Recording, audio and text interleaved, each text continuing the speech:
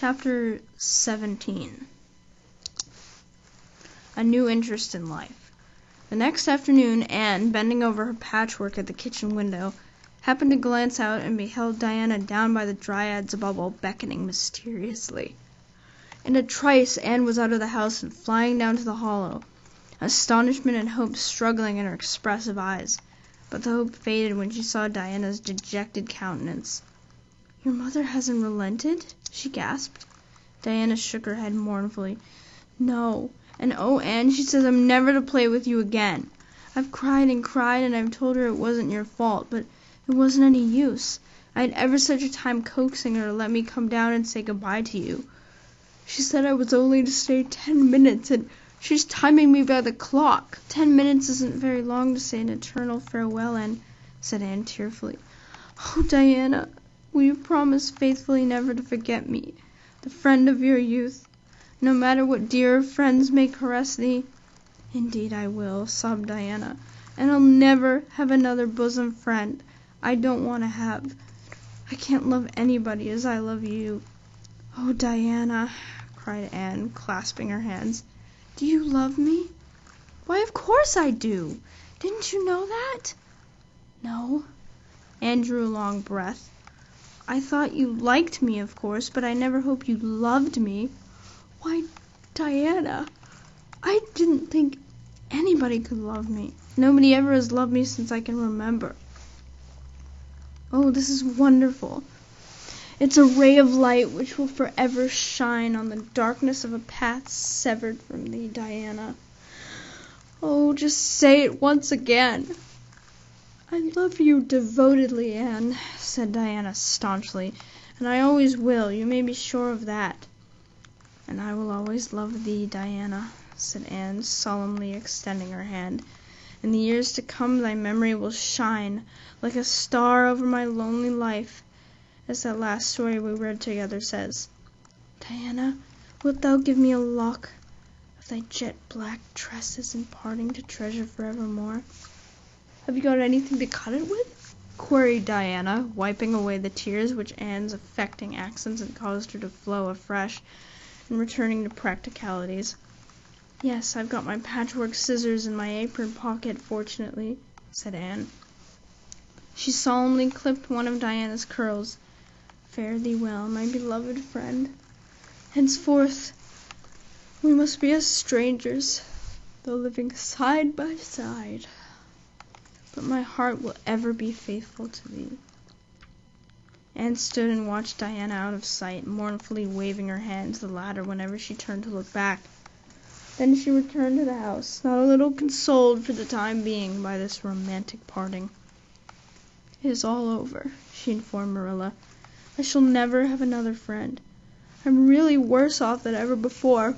Please see that it's buried with me, for I don't believe I'll live very long. Perhaps when she sees me lying cold and dead before her, Mrs. Barry may feel remorse for what she has done, and will let Diana come to my funeral. I don't think there is much fear of your dying of grief as long as you can talk, Anne," said Marilla unsympathetically. The following Monday, Anne surprised Marilla by coming down from her room with her basket of books on her arm and hip, and her lips primmed up into a line of determination. "I'm going back to school," she announced. "That is all there is left in life for me, now that my friend has been ruthlessly torn from me. In school I can look at her and muse over days departed."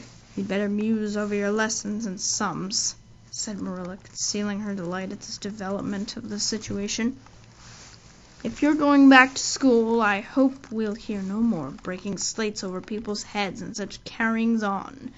Behave yourself and just do what your teacher tells you." "I'll try to be a model pupil," agreed Anne dolefully.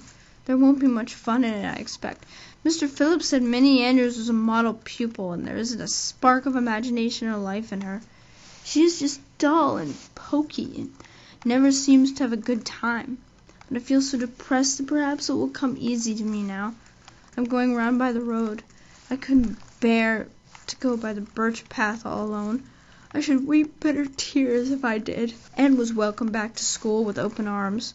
Her imagination had been sorely missed in games, her voice in the singing, and her dramatic ability in the perusal aloud of books at dinner hour.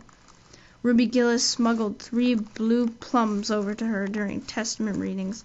Ella May Macpherson gave her an enormous yellow pansy cut from the covers of a floral catalogue, a species of desk decoration much prized in Avonlea schools. Sophia Sloane offered to teach her a perfectly elegant new pattern of knit lace, so nice for trimming aprons. Katie Boulter gave her a perfume bottle to keep slate water in, and Julia Bell copied carefully on a piece of pale pink paper scalloped on the edges the following effusion. To Anne. When twilight drops her curtain down, it pins with a star. Remember that you have a friend, though she may wander far. It's so nice to be appreciated, sighed Anne rapturously to Marilla that night. The girls were not the only scholars who appreciated her. When Anne went to her seat after dinner hour, she had been told by Mr. Phillips to sit with the model Minnie Andrews. She found on her desk a big, luscious strawberry apple. Anne caught it up all ready to take a bite when she remembered that the only place in Avonlea where strawberry apples grew was in the old Blythe orchard on the other side of the Lake of Shining Waters. Anne dropped the apple as if it were a red-hot coal, and ostentatiously wiped her fingers on her handkerchief. The apple lay untouched on her desk until the next morning, when little Timothy Andrews, who swept the school and kindled the fire, annexed it as one of his prerequisites. Charlie Sloane's slate pencil, gorgeously bedizened with striped red and yellow paper, costing 2 cents, where ordinary pencils cost only 1, which he sent up to her after dinner hour, met with a more favorable reception. Anne was graciously pleased to accept it, and rewarded the donor with a smile which exalted that infatuated youth straightway into the 7th heaven of delight, and caused him to make such fearful errors in his dictation that Mr. Phillips kept him in after school to rewrite it. But as the Caesar's pageant shorn of Brutus' bust did but of Rome's best son remind her more, so the marked absence of any tribute or recognition from Diana Barry, who was sitting with Gertie Pye, embittered Anne's little triumph. Diana might have just smiled at me once, I think, she mourned to Marilla that night. And the next morning a note most fearfully and wonderfully twisted and folded, and a small parcel were passed across to Anne. Dear Anne, ran the former, Mother says I'm not to play with you or talk to you even at school. It isn't my fault, and don't be cross at me, because I love you as much as ever. I miss you awfully to tell you all my secrets, and I don't like Gertie Pye one bit. I made you one of the new bookmarkers out of red tissue paper. They are awfully fashionable now, and only 3 girls in school know how to make them. When you look at it, remember, your true friend, Diana Barry. Anne read the note, kissed the bookmark, and dispatched a prompt reply back to the other side of the school. My own darling Diana, of course I am not cross with you, because you have to obey your mother. Our spirits shall commune. I shall keep your lovely present forever. Minnie Andrews is a very nice little girl, although she has no imagination, but after having been Diana's bosom friend, I cannot be Minnie's. Please excuse mistakes because my spelling isn't very good yet, although much improved. Yours until death do us part, Anne or Cordelia Shirley. P.S. I shall sleep with your letter under my pillow tonight. A or C.S. Marilla pessimistically expected more trouble since Anne had again begun to go to school, but none developed. Perhaps Anne had caught something of the model spirit from Minnie Andrews. At least she got on very well with Mr. Phillips thenceforth. She flung herself to her studies heart and soul, determined not to be outdone in any class by Gilbert Blythe. The rivalry between them was soon apparent. It was entirely good-natured on Gilbert's side. But it is much to be feared that the same thing cannot be said of Anne, who had certainly an unpraiseworthy tenacity for holding grudges. She was as intense in her hatreds as in her loves. She would not stoop to admit that she meant to rival Gilbert in schoolwork, because that would have been to acknowledge his existence, which Anne persistently ignored. But the rivalry was there, and honors fluctuated between them. Now Gilbert was head of the spelling class. Now Anne, with a toss of her long red hair, spelled him down. One morning Gilbert had all his sums done correctly and had his name written on the blackboard on the roll of honor. The next morning Anne, having wrestled wildly with decimals the entire evening before, would be first. One awful day there were ties, and their names were written up together. It was almost as bad as to take notice, and Anne's mortification was as evident as Gilbert's satisfaction.